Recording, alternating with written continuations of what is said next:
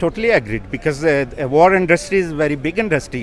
वो ब्रिटेन ने अपनी चीज़ें बेचनी है, अमेरिका ने अपनी चीज़ें बेचनी है, रशिया ने अपनी चीज़ें बेचनी है. तो India is very big industry to sell those war equipment. India, I believe, at the moment nowhere. Russia is with India, no. America is with India, no. China is with India, no. Nobody is with India. India has been totally defeated. Obviously हैं, लेकिन आप ये एक बात जहन में रखें कि जो exports imports among the countries वो चलती रहेगी. क्योंकि इसमें हर किसी के इकोनॉमिक्स बेनिफिट हैं और इसके साथ वर्ल्ड पॉलिटिक्स भी चलती रहेगी. जिस तरह से ट्रंप ने कह लें कि 50 दिन की डेडलाइन दी थी रशिया को कि भाई आप यूक्रेन के साथ जो वॉर है वो ख़त्म कर दें, लेकिन रशिया ने साफ मना कर दिया था कि हम यूक्रेन के साथ कोई भी जो वॉर है उसको ख़त्म नहीं करने वाले हैं. और इसके बाद अगर देखा जाए तो जो नेटो के चीफ थे उन्होंने डायरेक्ट धमकी लगाई थी कि हम आप पर सैंक्शंस लगा देंगे, चाहे चाइना है, चाहे ब्राज़ील है या चाहे भारत है. लेकिन इंडिया ने मुंह तोड़ जवाब दे दिया था, कह लें कि जो नेटो के चीफ हैं उनको. लेकिन अब एक बहुत बड़ी जो प्रॉब्लम है वो इंडिया पर आती हुई दिखाई दे रही है कि यूरोपियन यूनियन ने जो इंडिया की एक्सपोर्ट है उसको बैन करने की बात की है. स्पेशली अगर उनकी ऑयल रिफाइनरी जो गुजरात में है उसका डिस्कशन किया जाए, क्योंकि इंडिया सबसे ज़्यादा जो पेट्रोलियम प्रोडक्ट्स है वो यूरोपियन यूनियन कंट्रीज़ में भेजते हैं. और यूरोपियन यूनियन कंट्रीज़ के पास इतनी अथॉरिटी है कि वो जो इंडिया की एक्सपोर्ट है उसको वहाँ पर ब्लॉक कर सकते हैं, रोक सकते हैं. लेकिन अगर भारत की बात की जाए तो जितना मर्जी ट्रंप ने भी धमकाया है कि मैं आप पे 50-500 टैरिफ लगा दूंगा, 100% टैरिफ लगा दूंगा, लेकिन भारत जो से बड़ा फर्म खड़ा हुआ दिखाई देता है, बड़ा स्ट्रॉन्ग खड़ा हुआ दिखाई देता है. उसको फ़र्क नहीं पड़ता, उसको पता है कि लोगों को हमारे प्रोडक्ट्स चाहिए because we believe in made in India. Specially अगर देखा जाए जिस तरह से टेस्ला का शोरूम बना है मुंबई के अंदर, इंडिया की एक हाइप नज़र आ रही है. हमारे साथ पाकिस्तानी अवाम मौजूद हैं, इनसे पूछेंगे कि इनका क्या रद्द-ए-अमल है कि जो यूरोपियन यूनियंस कह लें कि जो भारत की जो ऑयल रिफाइनरी है उसके ऊपर सैंक्शंस लगा रहे हैं, उसके एक्सपोर्ट्स को अपने मुल्क तक नहीं आने दे रहे हैं. पाकिस्तान को क्या कुछ इससे मिलने वाला है? अस्सलाम वालेकुम. वालेकुम अस्सलाम. क्या हाल है सर आपका? अल्लाह का शुक्र, आप सुनाएं. बिल्कुल ठीक ठाक. सर सवाल आपने सुन लिया, आपका क्या जवाब है, क्या रद्द-ए-अमल है कि जिस तरह से यूरोपियन यूनियंस कह लें कि मिलकर 32 यूरोपियन यूनियन कंट्रीज आती हैं और वो मिलकर भारत के ऊपर सैंक्शंस लगा रही हैं, उनके जो पेट्रोलियम प्रोडक्ट्स हैं उनको रोकने की बात की जा रही है. ऐसा कर पाएगा यूरोपियंस? ऑब्वियसली यूरोपियन यूनियन ये कर सकता है, लेकिन इंडिया जो है ना, इंडिया की प्रॉब्लम इस वक्त ये है कि India used to be part of Russia.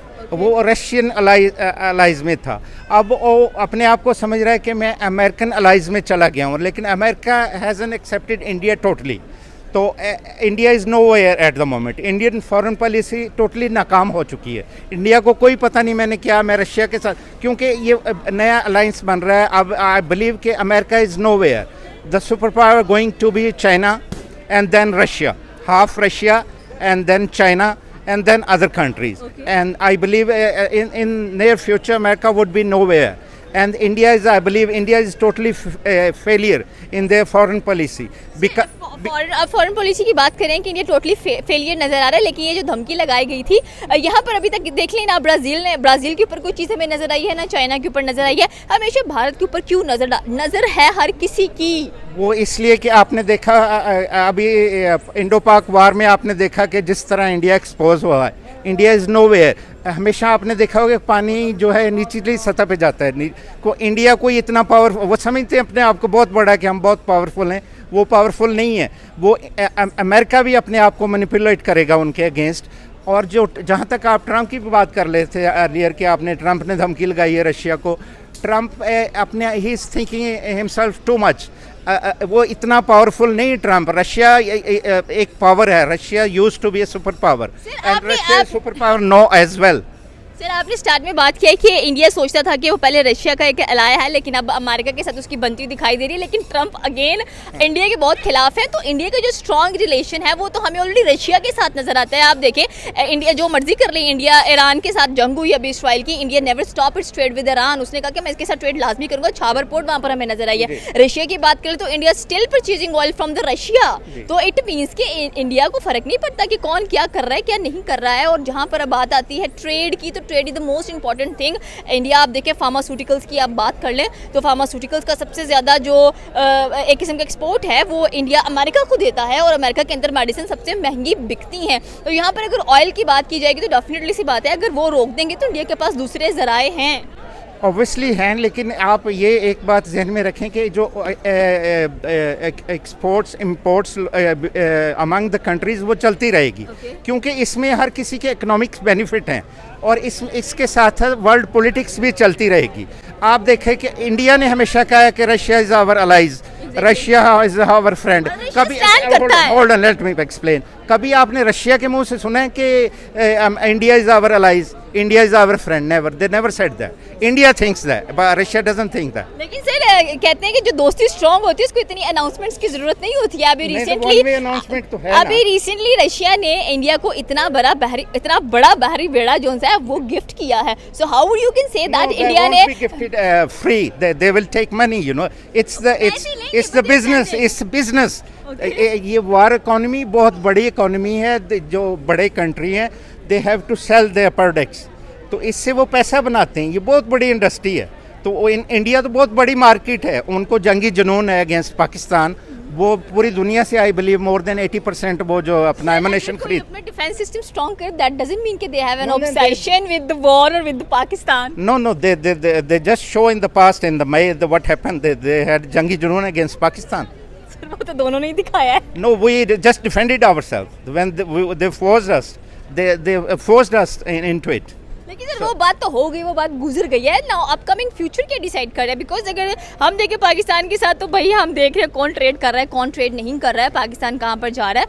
But the point is that कि चले उन्होंने जंग की, हम क्लेम करते हैं कि हम जीत गए, but still they are focusing on the trade. And specially अगर देखा जाए तो उनको पता है कि हमने और ज़्यादा किस तरह से अपनी जो फॉरेन पॉलिसीज है उसको स्ट्रॉन्ग करना है। आप एक चीज़ देखें कि India I believe at the moment nowhere, Russia is with India no, America is with India no, China is with India no, nobody is with India, but too many countries with Pakistan at the moment. China is with Pakistan, America is neutral between India and Pakistan, and Azerbaijan is with Pakistan, and Turkey is with Pakistan. I think Pakistan foreign policy is very good at the moment. Pakistan is surviving very well. अब पाकिस्तान का एक बहुत बड़ा नाम हो चुका है दुनिया में, और India they lost everywhere. I live abroad. I live in UK. I read all the foreign newspapers, and सब ने लिखा है India has been defeated very badly from Pakistan. So Pakistan got very big name at the moment. Pakistan got very big name at the moment, but I don't think so कि ये जो चीज़ें हैं इसको हम लॉन्ग लास्टिंग अपने mind में रखें। जंग थी, जंग हो गई। So what's for the future? Future के फ्रूट्स क्या हैं? Because India is a big economy, उसको पता है कि भाई ठीक है मैं अगर इन्वेस्ट भी करूँगा, हमारे मुल्क में इंडस्ट्रीज भी लगेंगी, लोग भी आएंगे, सारा कुछ होगा। But what about Pakistan? Pakistan कहाँ पर जा रहा है? आपको लग रहा है कि हमारे पास इतनी इन्वेस्टमेंट्स हैं, हमारे पास इतनी ट्रेड है कि हम खुले दिल से कह सकें या हम अभी तक जंग में ही फंसे हुए हैं, जीत लिए तो बैठ जाएं? We already came out of the war. अगर हम ये जो फॉरेन पॉलिसी चल रही है, अगर कामली देखिए, आप अपनी इकोनॉमी ऐसी चीज़ है, किसी घर की इकोनॉमी ख़राब हो जाए, it takes few years to get back, you know. It's Pakistan. It has been deteriorated very badly in the past. What happened, you know, before 5 years, and now it's I believe it's on the right track and improving gradually, and it's very well improving. So it will take, I believe, 5 to 10 years to go up, you know. Foreign investment आ रही है Pakistan, gradually ज़्यादा आएगी, उससे ज़्यादा होगा इंशाल्लाह। We are very well on the track. और इंडिया बहुत बड़ी economy, there is no doubt in, क्योंकि हर मुल्क ने उनसे बिज़नेस करना है, एमिरेट्स ने करना है, उन्होंने सऊदीया ने करना है, अमेरिका ने करना है। वो हर कंट्री अपने मफादात देखता है। तो ये तो देखें, नेटो हो गया, अगर वो हो गया अपना अमेरिका हो गया, ये बुली भी करते हैं कंट्रीज़ को ना, अपनी पावर के ज़रिए। इंडिया को अब बुली कर रहे हैं, ये they do it all the time. Why they are bullying India? South East Asia की बात के अंदर why they are keep on bullying India? मतलब Bharat, no, the India is not powerful country. वो जो how would you say that India is not a power? Exposed on 10th of May. What happened with Pakistan? They were bringing India against China. They thought that India is very powerful country. We will make India to fight with China. No, India has they thought that India even couldn't fight with Pakistan. How could they fight with China? India has been exposed. India is nothing at the moment in the world. इसका मतलब आप ये कह रहे हैं कि India एक lawn warrior बन सकता है बिकॉज अगर उसका कोई साथ नहीं दे रहा है, बट आई थिंक सो कि आप ये किसी नहीं को कह रहा, मैं आप बिल्कुल अपने ये नहीं- दुश्मन को इतना कमजोर कंसीडर नहीं कर सकते। एंड No, आई मैं थिंक सो मैं कि ये आप नहीं कह 10th रहा, में की आप बात गलत एक्सपोज कर रही हैं मुझे। India has been totally defeated. अब आप देखें, अगर एक मुर्गा मार खा रहा है तो वो हम तो अपनी तरफ से तो नहीं लड़ाएंगे ना। ऐसे वेस्ट ने डिसाइड कर लिया कि दे आर नो वेयर, तो हमारे लिए अच्छे नहीं हैं, ये तो बिल्कुल बेकार हैं। इनके प्लेन खरीद लिए, इन्होंने अच्छी चीज़ें खरीद ली, चलाने वाले तो गधे हैं उनको तो चलानी नहीं आई चीज़ें अपनी, तो they has been exposed. India देखिए वो लोग हैं, 140 करोड़ लोग हैं, दैट्स ऑल। एक इकोनॉमी है, वो दे नीड देम, उनके लिए चीज़ें बनाएं, उनके लिए करें, that's all, nothing more than that. Nothing more than that. Nothing and more than I think so कि अगर हम साउथ ईस्ट एशिया की बात करें तो आपने कहा है कि इंडिया एक्सपोज हो चुका है, वो इतना स्ट्रांग नहीं है, और जो वेस्ट है प्रोबेबली यही ट्राई कर रहा है कि अब इंडिया कहीं और पर अपना ये जो डिफेंस है वो यूटिलाइज करे और उसको फिर से मुंह की खाने की पड़े। बट आई थिंक सो कि राइट नाउ अगर देखा जाए तो ये वेस्ट ही चाहता है कि कभी साउथ ईस्ट एशिया का जो खित्ता है उसमें अमन ना हो। वो आपके पास चाइना है, आपके पास That's totally agreed because war industry is very big industry. वो ब्रिटेन ने अपनी चीज़ें बेचनी है, अमेरिका ने अपनी चीज़ें बेचनी है, रशिया ने अपनी चीज़ें बेचनी है। तो India is very big industry to sell those war equipment. Future क्या है फिर साउथ ईस्ट एशिया का? मतलब हमें तो कुछ नजर नहीं Future is है। very bright. There's no doubt. People are very intelligent. People are studying. People are improving. They are very intellectual people all around South Asia. I believe the 21st century is of South Asia century. Inshallah, every country will improve if we stop doing this nonsense. What happened in May? If we stop doing this nonsense. Yeah. Obviously, if we spend money in wars, just for nothing, then obviously it will. What happened in the wars? Everybody lose. Nobody's winner. At the end, you have to come on the tables and talk and negotiate over the tables. So, India क्या solution निकालेगा इस sanction का जो European Eventually, union? India उनके पाँव पड़ेगा, उनसे माफी मांगेगा, उनकी बातें मानेगा. That will happen in.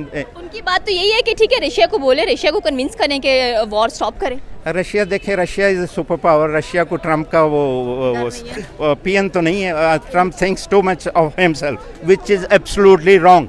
Russia is a super power. वो ट्रम्प समझता है कि सारी दुनिया को मैं कंट्रोल करूं, वो नहीं कंट्रोल कर सकता. रशिया एक हकीकत है, वो एक सुपर पावर है. चाइना एक हकीकत है, वो सुपर पावर है. चाइना और ब्राजील को पीछे छोड़कर फिर भारत के ऊपर खतरे की घंटी मंडला रही है। वो इसलिए ना, जैसे मैंने आपको बताया कि पानी वो जो जगह नीची होती है उसकी तरफ जाता है ना, तो eventually they find out that India is not very strong country. We can bully them. That's all. ये थी पाकिस्तानी अवाम की राय की। अगर बात की जाए तो भारत पाकिस्तानी अवाम के अकॉर्डिंग काफ़ी ज़्यादा बुली होता हुआ दिखाई दे रहा है बाय द मेजर पावर्स। अगर हम अमेरिका की बात करें, बिकॉज अमेरिका यही चाहता है कि जो रशिया है वो जो यूक्रेन के साथ वॉर है उसको डिस्क्लोज करे, उसको बंद करे, सीज फायर की बात की जाए। बट राइट नाउ अगर देखा जाए तो सबसे पहला टारगेट ही साउथ ईस्ट एशिया के अंदर भारत को किया गया है, जहाँ पर ट्रंप बार बार धमका रहे थे कि अभी मैं आपके ऊपर 500% टैरिफ लगाऊंगा, कभी 100% टैरिफ लगाऊंगा। लेकिन अब फाइनली नेटो की 32 कंट्रीज, अगर यूरोपियन यूनियंस की बात की जाए तो उन्होंने सैंक्शंस लगाने की बात कर दी है। और गुजरात के अंदर जो सबसे बड़ी ऑयल रिफाइनरी है इंडिया की, उसके ऊपर सैंक्शंस लगाने की बात की जा रही है ताकि इसके जो एक्सपोर्ट्स हैं वो यूरोपियन यूनियन कंट्रीज के अंदर ना पहुंच सके। आपकी क्या राय है नीचे के कमेंट सेक्शन में बता सकते हैं। हमारे चैनल को सब्सक्राइब करना बिल्कुल मत भूलिएगा। तो मिलते हैं अगली वीडियो में। अल्लाह हाफिज़।